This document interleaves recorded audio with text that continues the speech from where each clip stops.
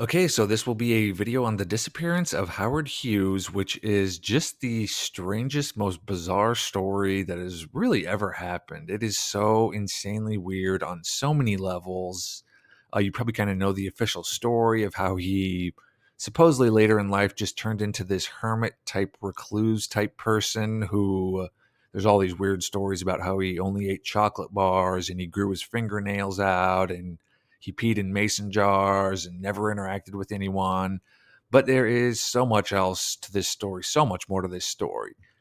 So basically, kind of a little background. Basically, throughout the 1930s and 40s, Howard Hughes was simultaneously the biggest inventor in the world, the biggest celebrity in the world, and one of the richest people in the world as well. He was like Elon Musk, crossed with Bill Gates, crossed with like Brad Pitt. He was just a total animal.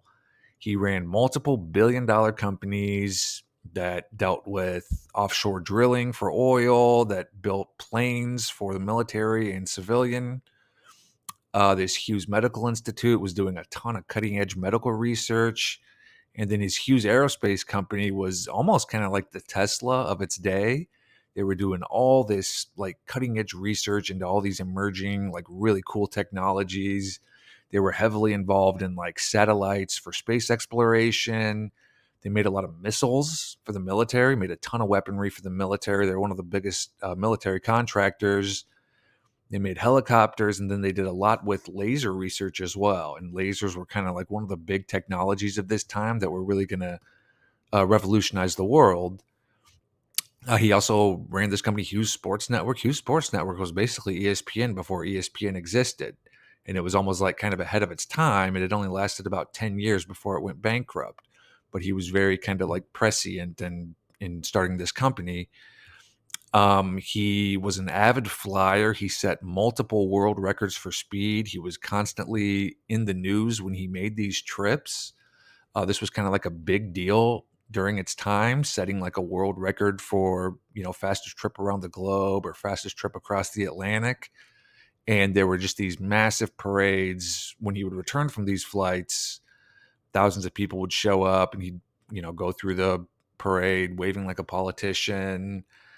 He owned a movie studio, RKO Pictures. He eventually bought a movie studio, and RKO Pictures was the fifth biggest movie studio at the time. So this was a big movie studio. He just bought it one day, just kind of for the hell of it. And he started producing movies as sort of like a side hustle. The original Scarface was among some of the movies he produced. And he also owned TWA. This was one of the biggest airlines at the time. He was an avid golfer. I suppose he was a two handicap, borderline professional, good enough to be a professional golfer. And he also was like the ultimate all time womanizer. He dated every A-list actress of the time. You look at his Wikipedia page, the list of actresses he dated is so long, it takes up 3 lines. And this guy was just party animal, constantly seen with these women, constantly photographed with them. And this excerpt from an article about him kind of summarizes it up pretty well. It says Hughes was the business world's first rock star. And throughout the 1930s and 40s, that's, a pretty good description of who he was. And then right around the 1950s, he vanished off the face of the earth and no one saw him for the next 2 decades. He just vanished. And it's almost insane how weird this story is, but that's exactly what happened. And if you read some of these like obituaries and articles that came out when he officially died in 1976. And if you read some of these like obituaries and articles that came out after he died, it's almost like comical to read them because they talk about all his accomplishments and all the things he did. And then they just kind of like casually mention in like a sentence or two. A lot of times that's at the end of the article. They just kind of casually mention that, oh, yeah, by the way, he hasn't been seen in public for the past 2 decades. No one has interacted with him for, over 20 years. And it's just so insanely bizarre. And of course, the official story is that, he turned into this total hermit. There's all these weird stories about how eccentric he became. And the official story is that, he basically just turned psychotic But there are so many strange aspects to this story. There are just honestly questions about whether this official story is even accurate at all. There's questions: was he dead this entire time? Was he replaced by a body double? Once again, he did not appear in public for the final 20 years of his life. And by most accounts, there were like maybe 10 people who claimed they saw him during this entire stretch of time. And there's just so many weird stories and so much going on that it's kind of tough to know what to believe and what not to believe. But there's definitely more to this story than just the official story. So we'll just kind of get into it.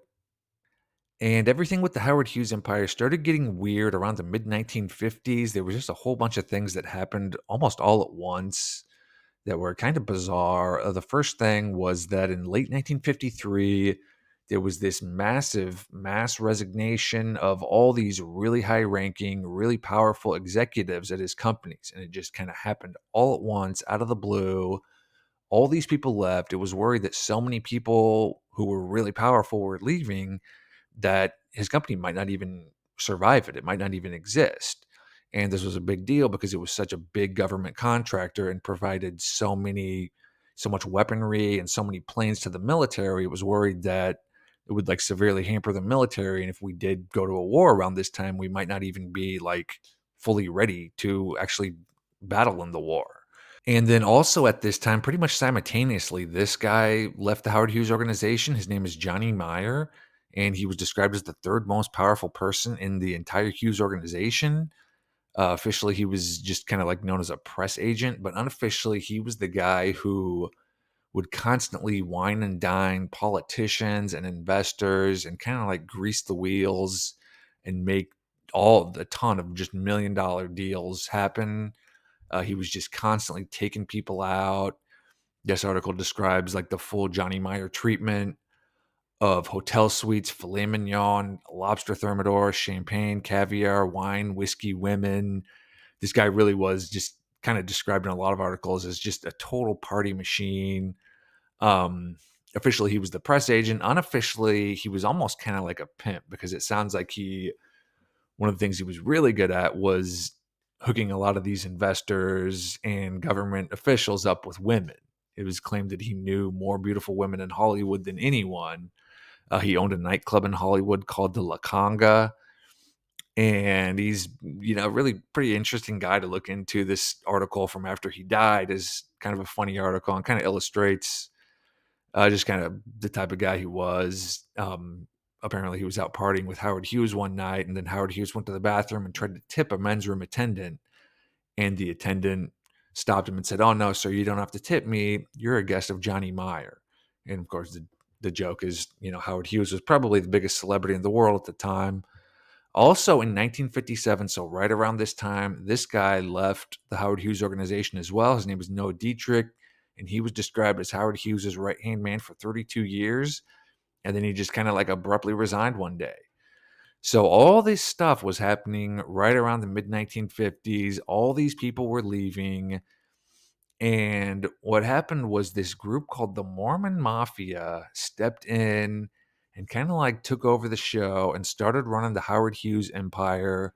They were called the Mormon Mafia because they were all Mormon. And they basically just oversaw the Howard Hughes empire from the mid 1950s on out until he died officially in 1976. You really cannot find that much information about these guys out there. The whole operation was very secretive and very mysterious. It's known that this guy, Bill Gay, William Gay, he was kind of like the head dude who oversaw this Mormon Mafia team. Um, Somewhat interestingly, this Bill Gay's family, he's been dead for a long time, but his family was featured on this Real Housewives of Salt Lake City show. They referred to themselves as Mormon royalty because of their grandfather. And then also around the mid 1950s, this guy moved in. In addition to the Mormon Mafia, this guy, Robert Mayhew, moved in and started controlling a lot of the Howard Hughes empire. And this guy is totally fascinating. He's one of the many fascinating people we'll talk about in this saga. And so basically, he was a former CIA agent who left the CIA and opened up what was called like a consulting firm. Basically, it was just a firm that an organization the CIA would go to whenever they had what he called himself, Robert Mayhew called himself, as cutout assignments. And so these were jobs that the agency couldn't officially be involved in. So some pretty shady stuff. It was claimed this Robert Mayhew's agency was the inspiration for the TV show Mission Impossible, and that Robert Mayhew was the inspiration behind the character Ethan Hunt. Just to give you an idea of just how powerful this guy was and how basically crazy his life was.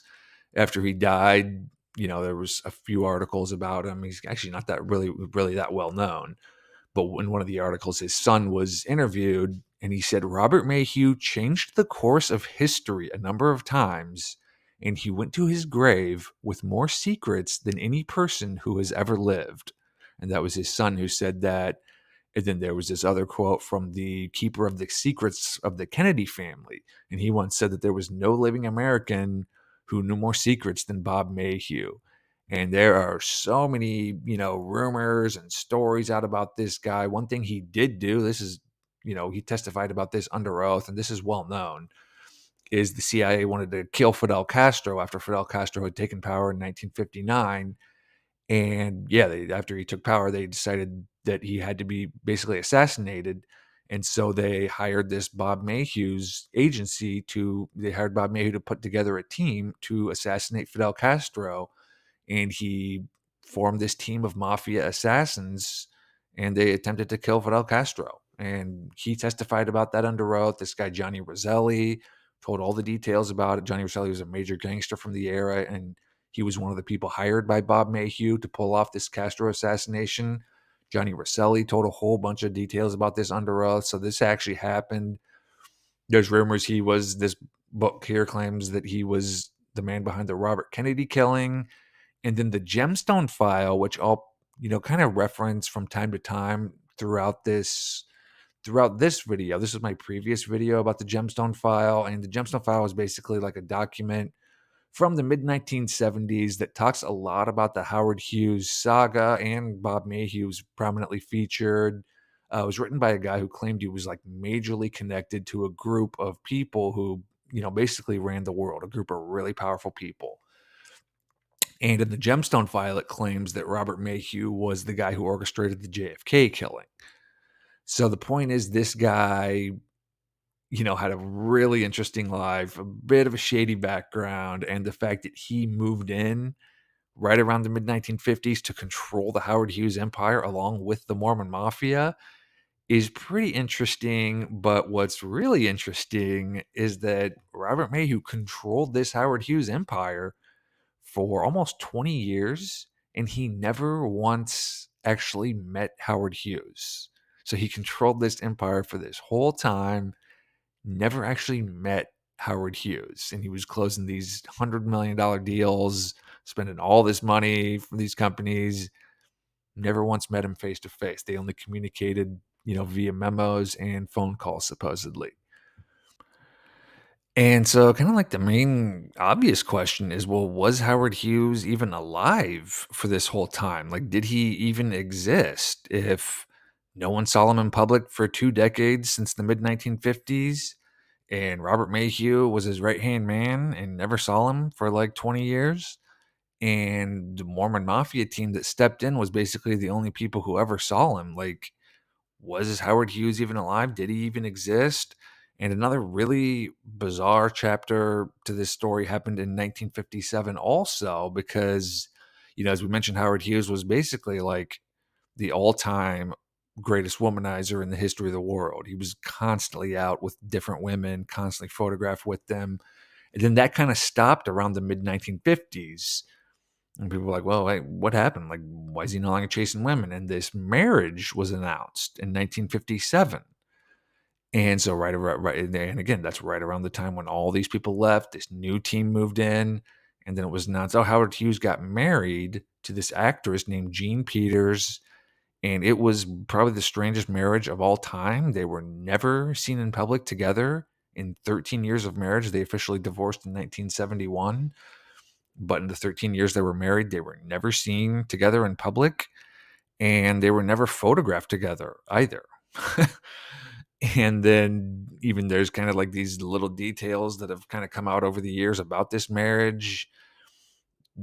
Gene Peters was given this absolutely massive mansion in Bel Air right after this marriage happened. Yeah, that could have been like a payoff or something to go along with this whole thing. She turned into a total recluse after the marriage happened. Hardly ever left the house, and even when she did leave the house, she was given round the clock security, who just constantly followed her everywhere.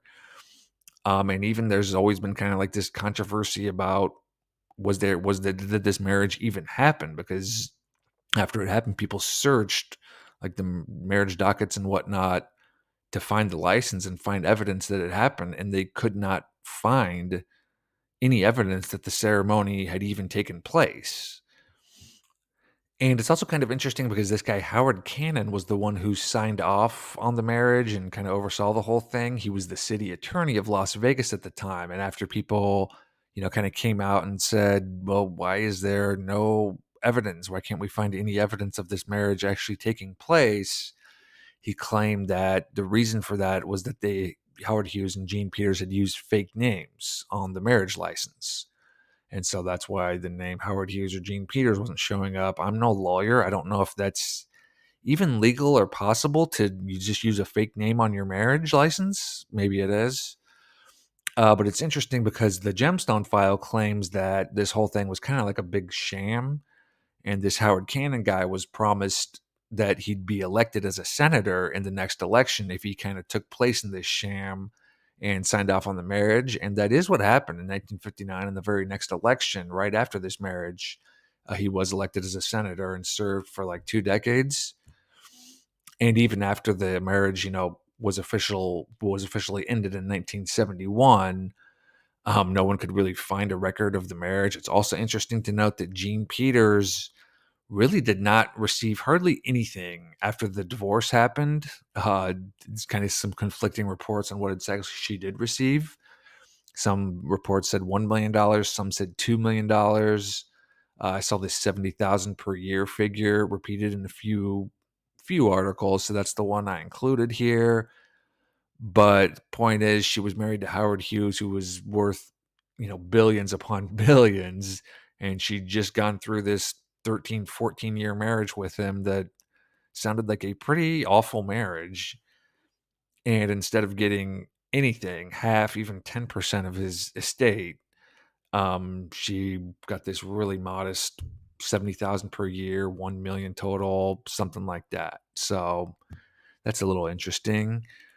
Another thing that happened around this time that just kind of illustrates how utterly strange this whole thing is.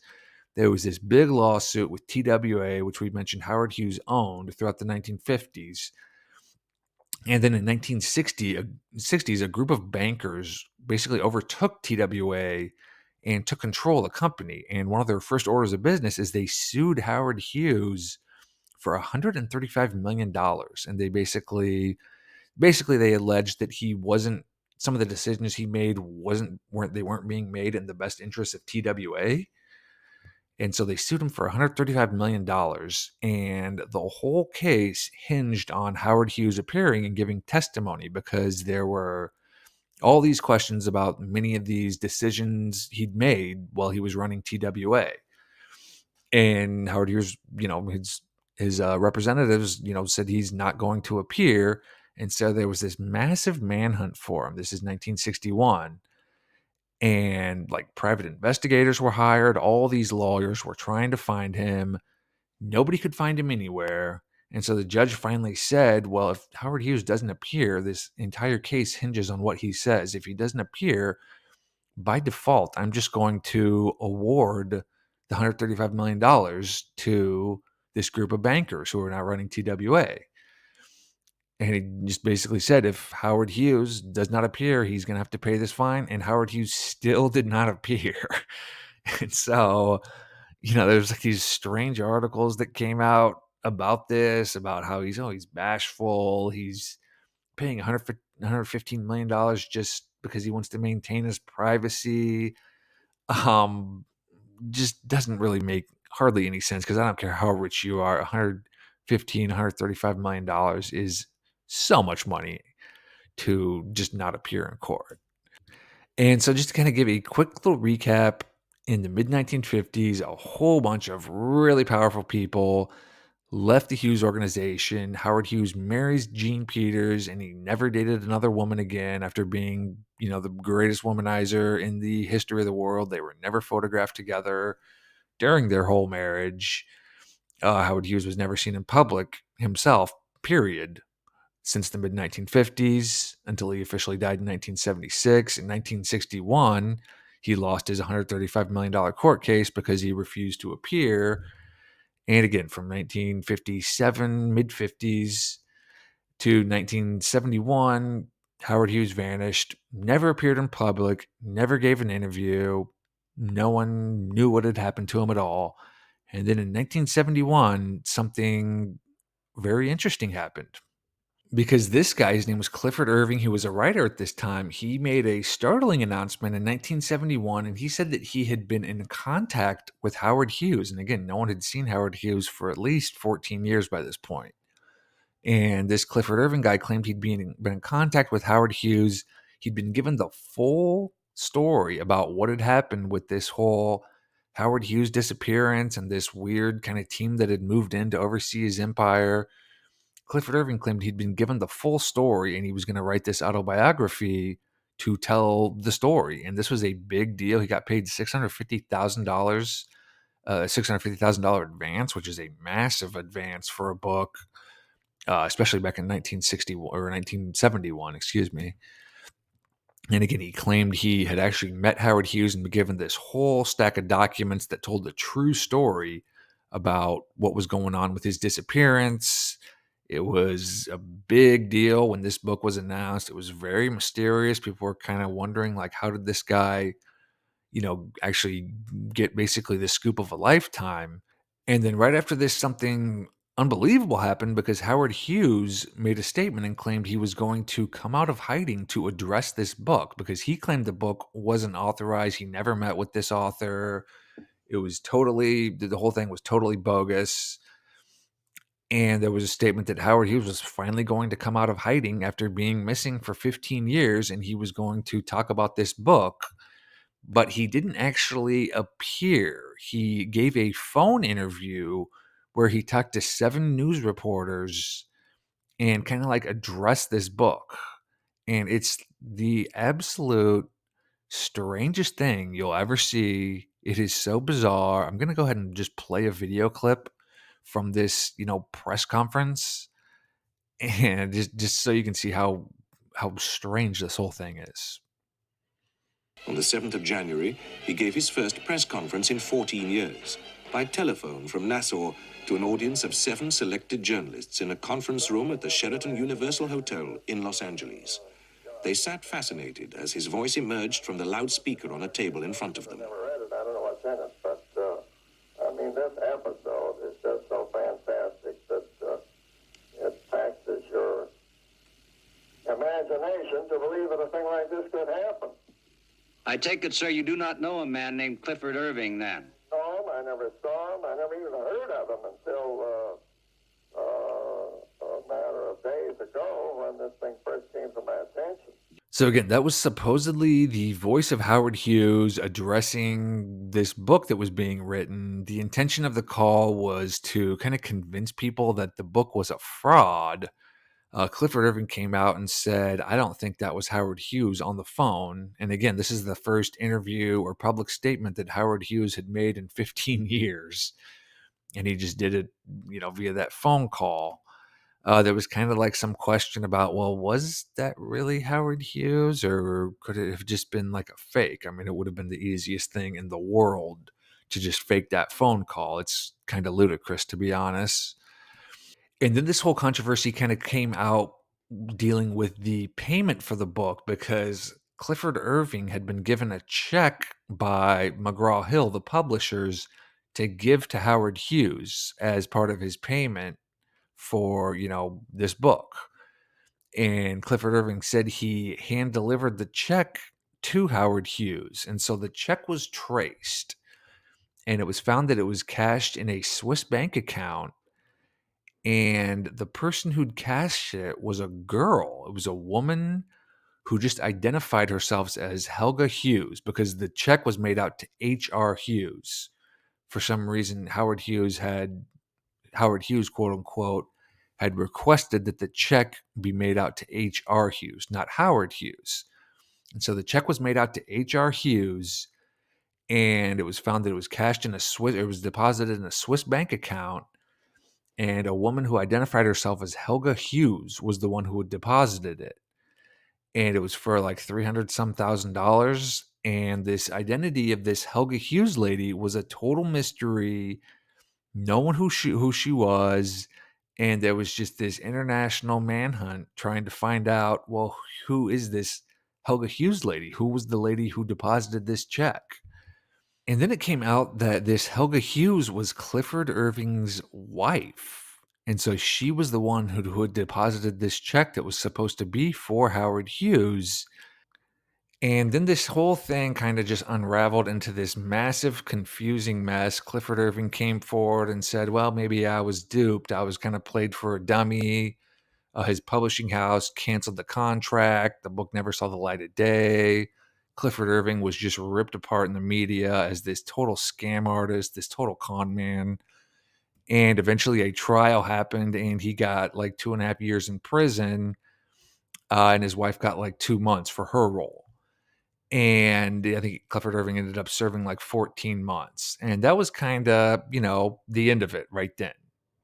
But I do wonder if something else might have been going on here. And it's really interesting to note that at right around this whole time that this whole Clifford Irving thing came out, and he was claiming that he had actually met Howard Hughes and he'd been given, all the details of the full story that happened. Right as that came out, Clifford Irving was sued for $55 million. He had previously published a book called Fake about the art world and claimed that this guy, Fernand Legros, was kind of like dealing in stolen artwork. And it just so happened that right when his whole story about having this incredible, amazing story about the true story about what was going on with Howard Hughes came out, right when that happened, he was sued for $55 million. And even when the news of this lawsuit appeared, it was right under an article where Clifford Irving is denying that that was Howard Hughes giving the interview on the phone call. And so the timing there is like really a little suspicious and kind of interesting. And you do kind of wonder if, this lawsuit came forward, this lawsuit just happened to happen at this exact time. And if it was almost maybe like a way to strong arm Clifford Irving into, taking back his story, changing his story, just kind of a way to intimidate him into kind of dropping this whole thing and ending it. Um, And it's kind of interesting that Clifford Irving really didn't get punished that much for this whole thing. He ended up serving like 14 months in a minimum security prison. So it's not like he was at some hardcore prison or anything. And he got a book deal to kind of tell the quote unquote true story of this hoax. And even his wife, she only got 2 months in a Swiss prison for what she had did. And I mean, she created a fake passport with the name Helga Hughes. She traveled internationally on this fake passport.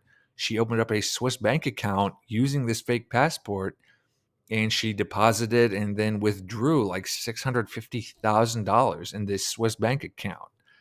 And so to do something that big and only get 2 months in prison seems kind of like a pretty light sentence. And the Gemstone File talks pretty extensively about this whole Clifford Irving, Howard Hughes saga. And interestingly, the Gemstone File claims that a member of the Mormon Mafia was Clifford Irving's source for his autobiography. The Gemstone File identifies this guy named Merriman, who you cannot find any information on. You can't find any information that states he was actually a member of the Mormon Mafia. But again, there's really hardly any information about these guys, period. And anyway, the Gemstone file claims that this guy Merriman, who was part of this Mormon mafia, kind of just either decided to cash in or got tired of this whole thing and decided to feed all this information to Clifford Irving about what really happened with the whole Howard Hughes saga. Interestingly, Time magazine also really covered this whole fiasco pretty extensively, and this was this idea that one of the members of the Mormon mafia could have been feeding Clifford information was also a theory that they had kind of floated as well. But I wonder if it might have been Bob Mayhew who was the one kind of behind this whole thing. And the reason I wonder if Bob Mayhew might not have had something to do with this whole Clifford Irving, Howard Hughes controversy was that right before, about a year before the Clifford Irving thing happened, a what was described as a civil war broke out for the control of the Howard Hughes empire. And it was Bob Mayhew versus the Mormon Mafia. What had happened was Bob Mayhew showed up to work one day and there was a letter waiting for him that was supposedly from Howard Hughes. And it said basically, you're fired. I don't think you're doing a good job. You're fired. Get out of here. And the whole Mormon Mafia claimed that this letter was from Howard Hughes. Bob Mayhew claimed the whole thing was a fraud. There was this big controversy about, well, was the signature actually Howard Hughes' signature, or well, it was, or was it forged? And there was this big, nasty battle that broke out. Bob Mayhew versus the Mormon Mafia. Robert Mayhew filed a $50 million lawsuit. And not only that, but he demanded that Howard Hughes appear at his lawsuit. So if there really was some sort of hoax or scam going on where there wasn't actually a Howard Hughes at this time, Bob Mayhew demanding that Howard Hughes show up to this lawsuit was kind of like a big middle finger to the Mormon Mafia. There was kind of this weird story that appeared about the police were called and said that a felony had taken place at the penthouse Howard Hughes was renting, and they went to the penthouse and searched it for signs of like foul play. They didn't find anything. They weren't able to search Howard Hughes's personal room. They weren't allowed to. And it was reported that Bob Mayhew and his associates were the ones who had kind of called this in and gotten the police over to the penthouse. It's also interesting that up to this point, the Mormon Mafia was even more mysterious and secretive than they are today. Nobody knew the names of these people at all up to this point. And during kind of like this court battle that ended up taking place, Bob Mayhew forced the disclosure of the names of the Mormon Mafia. And so those became public for the first time during this court battle. And this really was just like a nasty, all out brawl. Bob Mayhew versus the Mormon Mafia for control of this massive empire. 60 Minutes actually did a pretty good piece on just how nasty this thing was and kind of who the players were, and also these strangeness that, well, this whole battle was going on. Obviously, Howard Hughes never appeared, never made any sort of comment. I mean, he was just totally missing, which is obviously very weird. But this 60 Minutes piece was pretty good, so I'm going to play a quick clip from that kind of summarizes this. Wherever Hughes may be, the battle for control of the Nevada kingdom centers on a curious cast of characters. On the right, Chester Davis, for 10 years general counsel for the Hughes Tool Company. He's never seen Howard Hughes. And Bill Gay, senior vice president. He hasn't seen Hughes for 10 years. They claim that Hughes approved the firing of a third senior executive, Bob Mayhew, a former FBI agent and counterspy, who had been paid $500,000 a year by Hughes to run the Nevada operation. Hughes also built him this house, said to have cost another $500,000. Mayhew says he was Hughes' alter ego. Davis and Gay say Hughes wanted to get rid of him, and they have a letter they say proves it. So it is kind of funny how that piece mentions Chester Davis, who was fighting to control the Howard Hughes empire, had never met Howard Hughes, never seen him. Bill Gay hadn't seen Howard Hughes in like 10 years. It's just kind of these weird little details like that that make this story so bizarre. But anyway, Bob Mayhew ended up winning like $3 million in this lawsuit a few years down the road. And I do kind of wonder if he might have been working with Clifford Irving and feeding Clifford Irving information, and if this whole Clifford Irving thing might have actually been legit, where he really was getting this true story of what had really happened with this bizarre Howard Hughes saga. Again, it was only a year before the Clifford Irving thing happened that Bob Mayhew was abruptly fired and the Civil War broke out. And he just basically went on the war path to, I mean, it was almost like he was just trying to destroy the empire. If he couldn't have it, he just wanted to destroy it. And so you do kind of wonder if he was the one working with Clifford Irving and feeding him, information and documents that really told the true story of what was going on here. And it is interesting how Clifford Irving announcing this autobiography was so explosive that it basically forced Howard Hughes out of hiding to address it, which is a weird thing because, there were plenty of other biographies that had come out before this one. There was had been plenty of other things that had been written about this whole Howard Hughes fiasco. And you just do kind of wonder, like, what was so explosive or what was so special about this particular one that forced Howard Hughes out of hiding to give this bizarre phone press conference. And there's a lot of really interesting things. We'll go back to this press conference for a while because there's a lot of really interesting things about this. So first off, there was these 7 journalists who were the ones who kind of got to ask Howard Hughes questions. These were handpicked by the Howard Hughes team. So I do kind of wonder why these 7 were chosen, because they didn't really grill him. It was kind of softball questions. They didn't ask about his marriage, which, is the strangest marriage of all time. They kind of asked a little about, where the hell have you been for the past 15 years? But they really didn't press it. They really didn't like grill him on it. They just kind of asked a few questions. He answered, and then that was that. So it is kind of interesting that, those 7 journalists were handpicked and they just didn't really press some of these burning questions that everyone had. Like, where the hell have you been, man? But one interesting thing about this press conference, and there is a lot of them, but one interesting thing is that, at this point, Howard Hughes supposedly looked like this, that picture on the right there, how he was just this totally decrepit, rotting away man. There was all these stories about him growing out his fingernails and him, you know, wasting away down to like 70 or 80 pounds, how he couldn't walk, and he was just, basically crazy. But if you listen to the press conference, I mean, he sounds very clear and articulate, sounds very intelligent. And one interesting thing that did happen is the journalist did ask him about his appearance and if these stories of him, growing his hair out and growing his fingernails out and turning into this shell of a person, the journalist did ask him if that was true. And I'm going to play his response right now.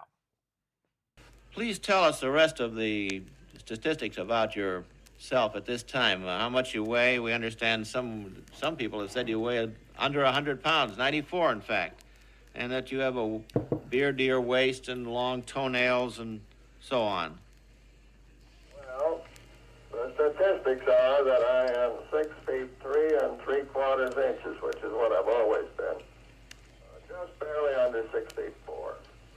And at I would guess in the 140 to 50 area. I am thin. I've always been thin. And what was the other statistics? The toenail 6 to 8 inches long. This is just inconceivable. If I had toenails 8 inches long, I couldn't walk. Fingernails 8 inches long, I couldn't write my name. That was the one thing that was the first means of disproving it that came to my mind. Do you have a beard? And how would you describe that? I've worn a beard for, well, good God, I've been wearing a beard for long before it became the fad, when I was living in Muirfield Road. You know how long ago that was. And hair to the middle of your back? I put it. So the reason this phone call is so interesting is because he's directly asked about, are these stories about you having these long fingernails and this scraggly hair, are these true? And he's directly saying, this is supposedly Howard Hughes on the call. He's directly saying, no, those are not true. And that's contrary to everything that's, been said about how was being said about Howard Hughes at the time, and everything that's been, said about him in the years and decades since then. This whole image of Howard Hughes being this scraggly old man, rotting away, wasting away into nothing. That's kind of the image of him from this era, at least, that has kind of persisted over all these years. And he's directly asked about that on this phone call, and he says it's not true. So it's kind of like, well, so what's going on here? Was that actually Howard Hughes on the phone call? And he was being truthful in saying that all these stories about him being this old rotting away man, that he's saying all those stories are false? Or was this not actually Howard Hughes on the phone call? Was this like an imposter, and the stories about Howard Hughes being this old decrepit man true? And of course there's a third option too, which is that this wasn't Howard Hughes on the phone call, this was an imposter, and there was no Howard Hughes period at this point. All these stories about him being this rotting away old man are just, totally made up. But it is interesting to wonder, well, if it wasn't Howard Hughes actually on this phone call, then who the hell was it? Um, and it kind of got me wondering about like where this whole narrative of like Howard Hughes being this, scraggly old man with long hair and long fingernails and peeing in mason jars, like where did this whole kind of narrative about him being so crazy start? Because it wasn't like he just vanished in the mid 1950s and then it just started being reported instantly that he had turned crazy. That wasn't the case at all. And if you look back on like reporting, like newspaper articles and other reporting about him throughout the 1960s, they don't mention anything about him being crazy or being this old, decrepit old man. There's nothing about that. All the articles from back then say that he's bashful or he's shy or he doesn't like he doesn't like the press, or he values his privacy, he's hibernating. There's no mention at all of him being like this crazy person at all throughout the 1960s. Um, Even this biography here, it was published in 1967, The Bashful Billionaire. The whole thing is about how shy he is and how he just doesn't like publicity. And that's why no one has seen him up to this point. I think it was like 10 years since they'd seen him last. But the whole explanation was that, he was just shy and bashful. And the whole notion and narrative that Howard Hughes was this crazy old man, it really kind of began when he moved to Las Vegas. And this kind of brings us to like another really bizarre chapter in this story that has about a million bizarre chapters, but we're kind of going back a bit. So this is 1966. He moved to Las Vegas, and the whole civil war between Bob Mayhew and the Mormon Mafia happened in 1970. The whole Clifford Irving autobiography controversy happened in 1971. So a few years before those things happened, Howard Hughes and like, his team, they moved to Las Vegas. And Howard Hughes just all of a sudden, after he moved there, started buying up every casino in sight. He eventually became the biggest landowner in all of Nevada. And it's just always been a very bizarre, almost like unexplicable thing that happened because he, didn't have any sort of background or anything owning casinos. Las Vegas at the time was probably the most corrupt place in the world. I mean, it was just mob city. There were gangsters everywhere. They all controlled and owned all these casinos. And at the time, Howard Hughes was like 61. So it seems like a pretty odd thing. You have unfathomable amounts of money. You can do whatever you want with it. you decide to move to Las Vegas and start buying up these casinos and pissing off all these mobsters who own these casinos. It seems like kind of a really strange decision to make so late in your life. There's a list of a few of the casinos he did buy. And again, he became the biggest landowner in all of Nevada. He just bought up basically the whole, not the whole strip, but a lot of the casinos on the Las Vegas Strip. And this whole narrative that, Howard Hughes was crazy and he, looked like a goblin basically. It was when he was in Las Vegas that this whole narrative started to take hold and started to really be reported about. And one of the people who really did a lot to kind of further this narrative and kind of establish it as fact was this guy, Hank Greenspun. And this is yet another very interesting character in this story. So he was the owner of the Las Vegas Sun. He published the newspaper. It was one of the major newspapers in Las Vegas during this era. And he's got a really interesting background. He's kind of one of those classic stories that he moved to Las Vegas in like the 1930s, and he was dead broke, didn't have a cent to his name, and started working odd jobs around the city, and eventually, accumulated enough money to buy the Las Vegas Sun. But there's definitely way more to his story, because in 1947, Hank Greenspun was caught smuggling weapons to Israel through Mexico. Israel was in a war at the time, and Hank Greenspun was smuggling like heavy duty stuff like machine guns and airplane parts. So it's certainly an interesting thing. If you're an international weapons smuggler, you probably know a lot of pretty shady characters. And you got to think that, there's definitely kind of way more to his story. And anyway, he supposedly received a 10% kickback on the sale of all these weapons.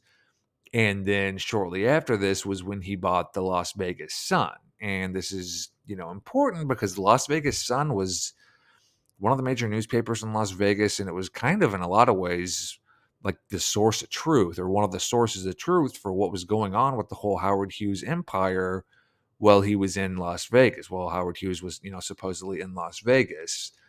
Obviously, it was a different world. There was no social media or, internet or anything like that. So, a lot of times news wire services and things like that, relied on these local newspapers to report, stories that were happening in their area. And then they picked it up and put it on the wire service, and it was kind of spread throughout the country that way. And this Hank Greenspun, his reporting and the stories that they were running was kind of one of the reasons, actually one of the main reasons, that this whole story and this whole narrative about Howard Hughes rotting away and becoming this old crazed person, that's kind of how this whole story and narrative and image of Howard Hughes took hold. And another really interesting little side note to this is that years later, Hank Greenspun kind of got caught up in Watergate. And this was like in 1973. And there was a break-in at Hank Greenspun's office, the office of that he had at the Las Vegas Sun. And for a while, it was thought that the people who had performed the Watergate break-in had performed this break-in at Hank Greenspun's office. And it was thought they were trying to get information on certain Democratic Party candidates for president. And so Hank Greenspun was called out to testify during the Watergate hearings. And what he said was very interesting. He said that no, what they were after, what these people who broke into my office were after, wasn't information on these Democratic Party candidates, these presidential candidates. They were after my Howard Hughes file that I store in my safe. And it's like, oh, what is this Howard Hughes file? What does it contain? And he had this quote at the bottom here about this Howard Hughes file that he has. He says, I'll go to the can for life rather than surrender those documents. So you can only imagine what this Howard Hughes file that Hank Greenspun had, what this could possibly be, why this could be so important that he would say, I'll go to the can for the rest of my life rather than surrender those documents. And he kind of came out and said, oh, it has to do with Hughes's contracts with the Justice Department, Antitrust Division. It was like a big deal that happened. But this second line here has this part in part with Hughes's contracts. The memos and whatnot dealt in part with Hughes's contracts. So that's only in part. So what was the other part? What was so important in this Hughes file that he said, I'll go to the can for life rather than surrender those documents? You do wonder if he might have, known the full story and, I don't know, had some sort of information that could have been really explosive. And it's also interesting because Hank Greenspan was also very heavily featured in this 60 Minutes piece here that aired when this whole civil war broke out between Bob Mayhew and the Mormon Mafia. And Hank Greenspan was heavily featured. And what he has to say is pretty interesting. So we'll play a couple clips here real quick. This television station, Hank, which used to belong to you. That's right. I built the first one in Nevada. How much did he pay for that? I think he paid, well, with the debts which he assumed, was about $4,000,009 or something along that line.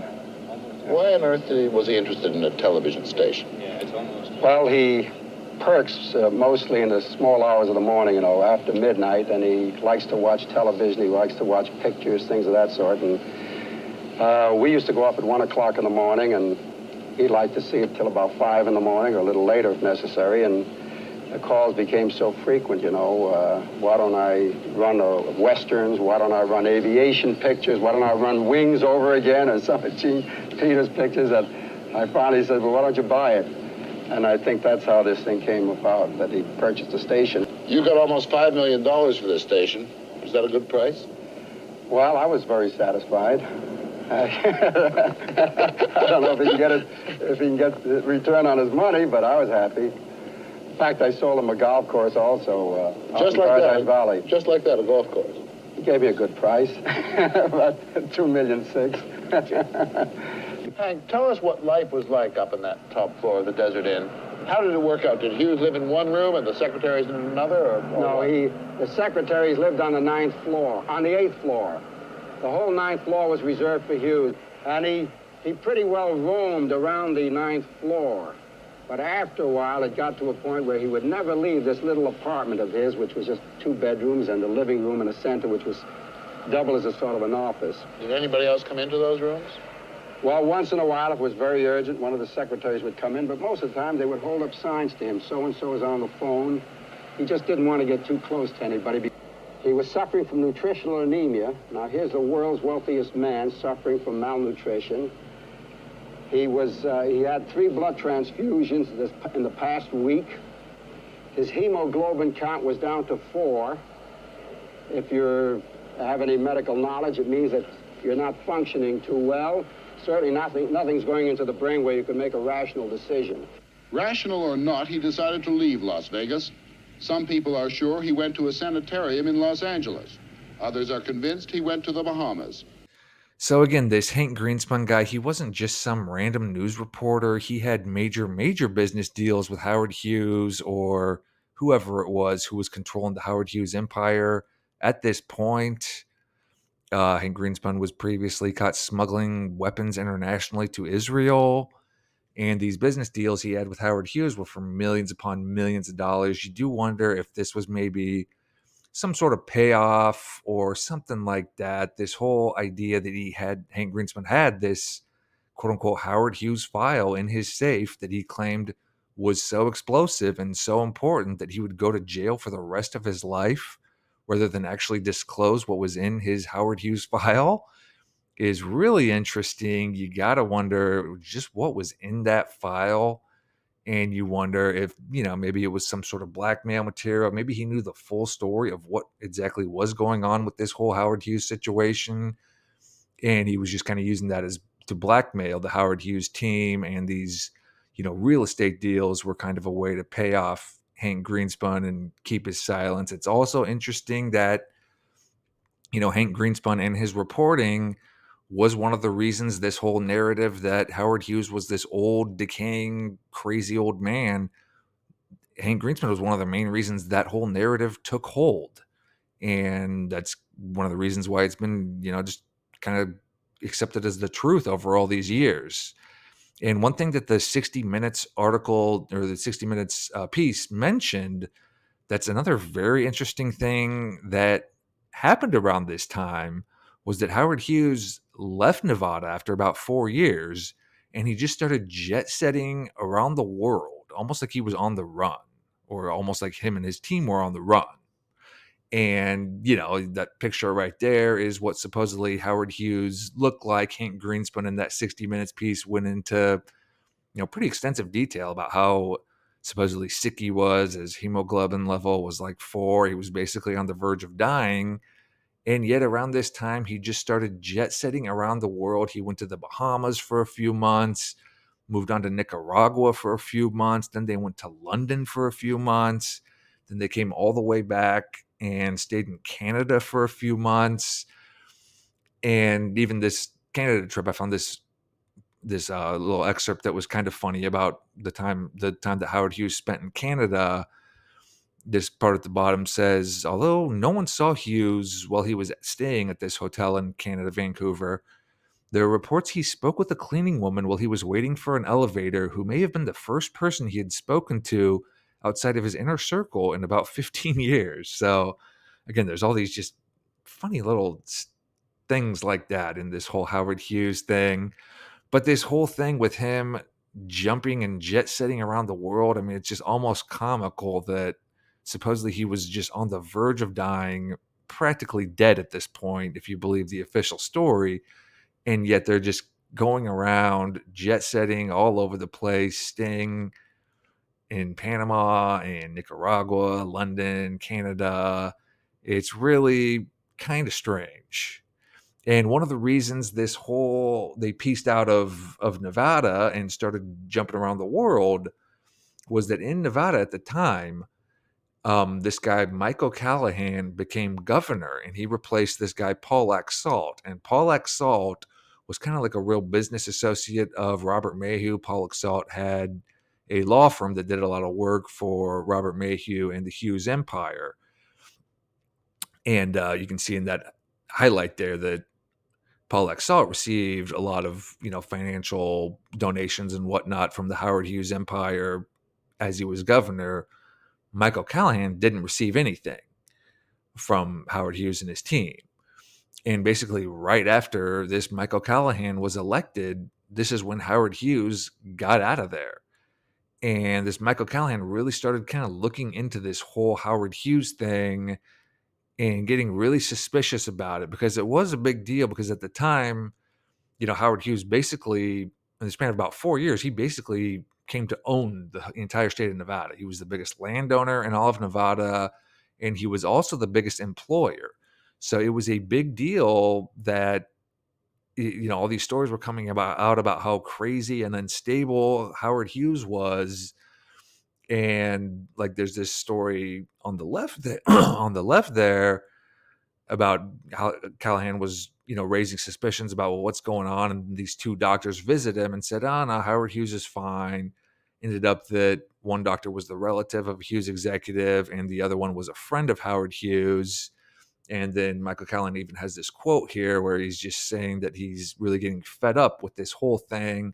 It even reached the point where court orders were filed, and it reached the point where if Howard Hughes didn't prove that he was alive, he didn't appear in public to prove that he was alive, they were going to declare him legally dead. And so this Michael Callahan really started looking into it. And again, this just happened to be the time right after Michael Callahan was elected that the whole Howard Hughes team and quote unquote Howard Hughes just pieced out of Nevada and started jet setting around the world. And so right as the heat was like really getting turned up here and this whole thing kind of seemed like it was becoming unraveled, it was announced that Howard Hughes had officially died. And this was 1976.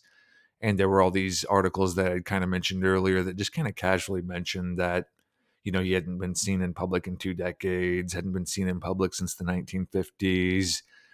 And there was a lot of like kind of controversy and strange things going on with his death as well.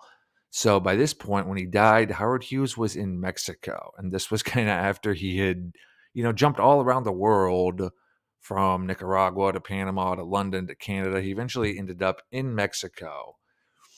And apparently there was some sort of like dying, decaying old man who was there with the Mormon Mafia team in Mexico. And there were some contradictory stories that kind of emerged about this person.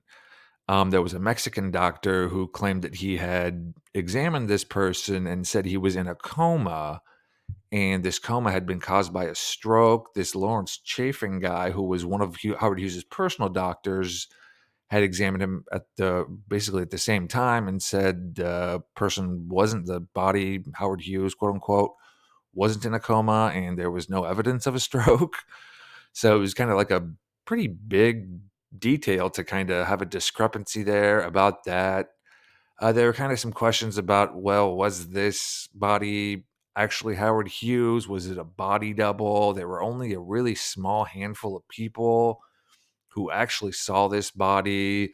Most of them were members of the Mormon Mafia, this really tight knit, close group who were essentially the only ones who had access to Howard Hughes during this time. Again, this was the really secretive group who was always around him. Most of them did have connections to this Bill Gay guy who oversaw, this whole operation.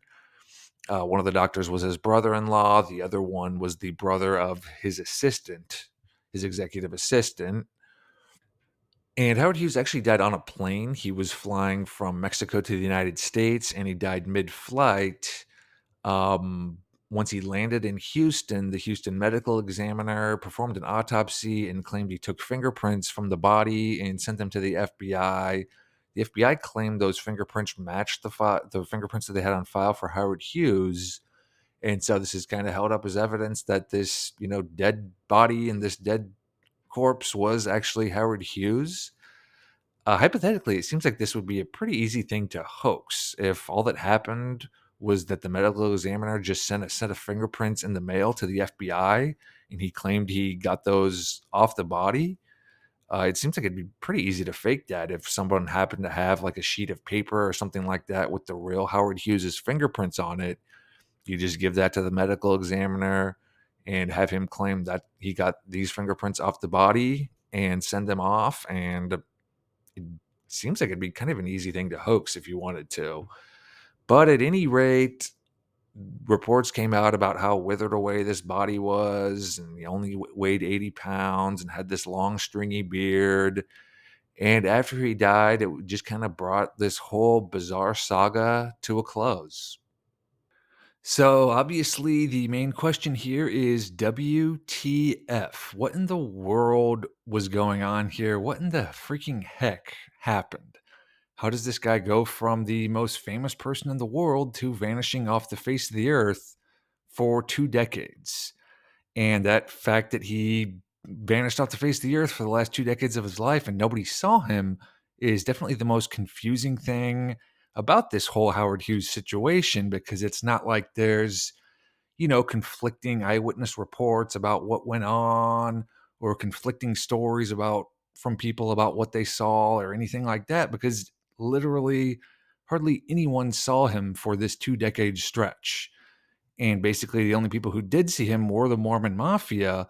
So we're just kind of left to take like their account, the Mormon Mafia's account of what was going on, and kind of interpret it or see it as gospel. And the obvious question is, well, can you trust them? Are they telling the truth? Is this really what happened, what they say, or was there way more to the story? It's interesting because after he died, all these like memos and journals and all these things that were supposedly either written by Howard Hughes or written by the team around him emerged. A lot of these memos were, supposedly written by Howard Hughes to Bob Mayhew. Again, Bob Mayhew was basically the guy who controlled his entire empire for almost 2 decades, and he never saw Howard Hughes once in that entire time.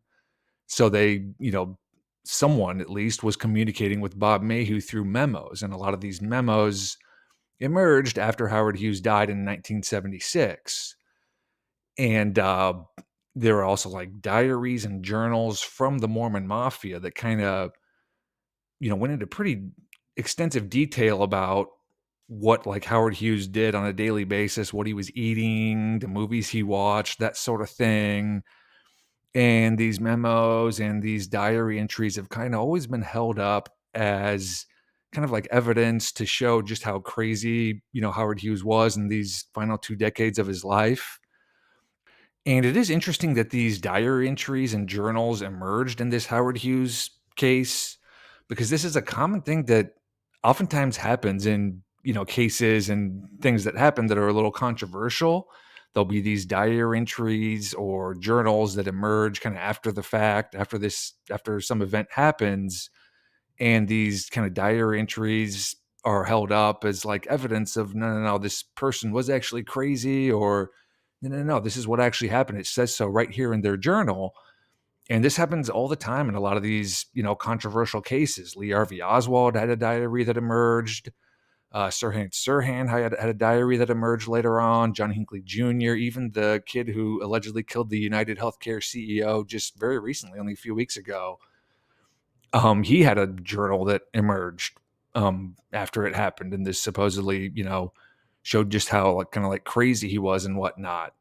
And so it's interesting because this happens a lot where these diaries and journals and memos and that sort of thing emerge after these things happen, and then these diary entries and everything are kind of held up as like, oh no, this is the official story because here it is right here in the guy's diary or right here in the guy's journal. He's saying it right there. Obviously, this would be, a pretty easy thing to fake. And I did want to include something real quick here about this plane crash that Howard Hughes was in 1946. This is a pretty well known thing that had happened to him. He was test flying a plane that he was building for the military and got in this absolutely horrible plane crash. He crashed it in California in Beverly Hills. And this was a really serious, really nasty plane crash. You can see some of the descriptions here of the injuries he sustained: a crushed collarbone, multiple cracked ribs, crushed chest with a collapsed left lung, and it shifted his heart from the right side of his chest cavity. So it was a really serious plane crash, and at the time, they didn't know if he'd actually even live, if he'd ever actually even survive this crash. And like most of the things with Howard Hughes, there's kind of like these weird, stories that have emerged from the crash. There were these quotes that supposedly happened from Howard Hughes after the crash. When he was, basically on his deathbed, 50-50 chance of living, he asked the doctor, am I going to live? And the doctor said, I don't know. And he said, then give this message to the Army. The accident was caused by the rear half of the right propeller, which suddenly switched into reverse pitch position. So supposedly he was, on his deathbed, practically dead, suffering from all these horrible injuries. And he gives this detailed explanation of what the problem was with the plane. And then also supposedly right after the crash happened, he showed up to the hospital with, a crushed chest, and his heart shifted to the right side of his chest cavity. And the story says that he just said, hi, I'm Howard Hughes. And then he just collapsed. So again, as with a lot of these things with Howard Hughes, there's all these kind of weird stories that you read and you're just kind of like, what? Did that really actually happen? But the point is, his plane crash in 1946 was a very serious plane crash. And it's always been kind of held up as like the watershed moment in Howard Hughes's life, where he went from where this shift happened in his life, where he went from this, playboy who was always out and about, setting world records for speed, golfing all the time, buying up all these companies, and, just living the high life, to after this plane crash happened, was when he just kind of stopped appearing in public and turning into, a recluse, and, kind of stopped dating women. And this plane crash is kind of held up as like the watershed moment where this shift in his life happened. And it's kind of interesting because if you look at the photos of Howard Hughes before and after the crash, what do you notice about these photos? What's the difference? And obviously, The difference is the mustache. He has a mustache in the photos after the crash, and he never had a mustache before. And so the explanation that is commonly given is, oh well, he suffered some sort of facial laceration on his lip, and it was very unsightly, and so he grew this mustache to cover up this, scar, this facial scarring. But what I wonder is, could he have actually died in the crash, and this is a body double that replaced him? Um, Obviously, he had a multi-billion dollar empire at the time. Tons of money would have been involved, and had he actually died in this crash, which sounds like it's, just the injuries that they say he suffered, it was a really, really serious crash. Had he actually died in this crash, who knows what would have happened to this empire, because he didn't have a wife, didn't have any kids, wasn't really close with his relatives. So who knows what would have happened with all this money and this huge empire. What if he died and this was a body double that replaced him? And then they grew the mustache in case people ever kind of like looked at him and said, wait, is that really Howard Hughes? Or because it kind of doesn't really look like him. And then you just say, oh, well, nah, it's the mustache. He looks so different with the mustache. And it's true. You do look like a different person if you grow a mustache. I don't know. I mean, he was very notorious for always using body doubles. Even back when he was, jet setting around town, it was common knowledge that he would occasionally use body doubles. The Gemstone file identifies this guy, L. Wayne Rector, who was apparently his body double for a long time. There's another guy, Brooks Randall, who's been mentioned as being a body double for Howard Hughes often. And I just kind of found it weird that he never had a mustache before the crash, and then after the crash, he suddenly starts growing this mustache. And you do kind of wonder, like, well, what if he died in the crash? They decided to basically preserve his empire and preserve all his money by having a body double impersonate him, and a pair publicity, photo shoots and things like that grew the mustache in case anyone ever kind of got suspicious or said, hey, that doesn't really look like Howard Hughes. You just say, oh, no, it's the mustache. That's why he looks different. It was just kind of a, random little thing I found weird. It is definitely interesting how it is this plane crash that, was basically the watershed moment between, I mean, he was even described as basically having two lives, his life before the plane crash and his life after the plane crash. I will say that supposedly this is one of the very last photos taken of Howard Hughes. Apparently supposedly it's from 1952. No mustache. So, hey, maybe there's nothing to this. It doesn't really look like he has some horrible disfiguring scar or anything like that on his lip here. But I did want to mention that, this apparently is one of the very last photos taken of him, and he does not have a mustache. So, maybe there's nothing here. Maybe there is something to it. But I definitely kind of found it strange how no mustache before, mustache after. And this is kind of the moment when his life just totally changed. And also, one really strange fact, or at least something that I found very strange about this plane crash, is I mentioned it happened in Beverly Hills in a really nice neighborhood. And the house that Howard Hughes crashed his plane into, it just so happened that this house belonged to this guy named Charles Meyer, who was the chief interpreter at the Nuremberg trials. And the Nuremberg trials were going on at the time of this plane crash. The Nuremberg trials took place after World War II to kind of sentence a lot of Nazi German scientists and, politicians and whatnot to, sentence them for their war crimes. And it seemed like a very odd coincidence that he just happened to crash into the home of the chief interpreter at these trials.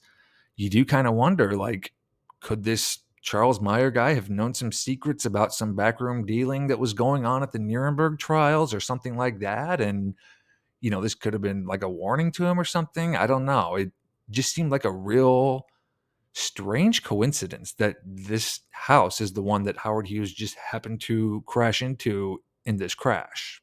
Now, the gemstone file, which I've referenced a few times in the video, the gemstone file claims Aristotle Onassis was the one who overtook this Howard Hughes empire and started controlling it from behind the scenes. Gemstone claims Onassis was the worldwide head of the mafia. He was basically the most powerful man alive. And I won't really get into all the details about what the gemstone file says. You can check out that other video I made on the gemstone file if you want to kind of learn more about the details here. There are some really interesting connections between Aristotle Onassis and Howard Hughes. We talked about Johnny Meyer, who was kind of like that big party animal guy who was widely regarded as the third most powerful person in the Hughes organization. After he left in 1955, he started working for Aristotle Onassis. So there were certainly some really interesting connections between Onassis and the Hughes Empire. You can check out the gemstone file video I made if you want to kind of learn the details about what it says. But regardless if it was Aristotle Onassis or one of these other groups who kind of took over the Howard Hughes Empire, I think it is pretty obvious and pretty apparent that somebody or some group of people did take over this empire and was kind of controlling it from behind the scenes. There are so many interesting characters and pretty wild people involved in this, from the Mormon Mafia and whoever they were kind of associated with, to Robert Mayhew, who we mentioned was a CIA agent and did a lot of work with the CIA and also had some serious connections to organized crime in the United States, to even Hank Greenspun, who you remember was caught smuggling weapons to Israel before he became the publisher of the Las Vegas Sun. So there's definitely a lot of characters at play here and a lot of different groups. Who was actually controlling it? Who was actually running the show here? It's tough to say. It really is tough to say. Regardless, this is such a strange mystery. There's so much intrigue. Did Howard Hughes actually look like this? Is this whole story about him spending the last 20 years of his life as this shell of a human being, is that even accurate? It's really tough to say. But that being said, it's certainly one heck of a mystery. And who knows, maybe someday we'll find out the true story. Hi, this is Andy. I hope you enjoyed the video. Thanks so much for watching. And I did want to announce that I've set up a Patreon account in case you feel like supporting me and supporting the page. I'd greatly appreciate, any support and help. I'll include a link in the description of this video and on the main page on my main YouTube channel page. I figured I'd, start releasing the videos earlier on Patreon for my supporters. And then also for every video I make, I have these like bibliography sheets that just kind of contain links to various articles, books, websites, videos, things that I use to kind of compile all this information for the videos. And so I'll start making those bibliography sheets available to my Patreons as well, in case you want to, learn more about a certain topic. That's usually a good place to start. There's quite a bit of links and quite a bit of information in them all. So that being said, thanks again for watching. Thank you very much for any support you're able to offer, and we'll see you soon with the next video.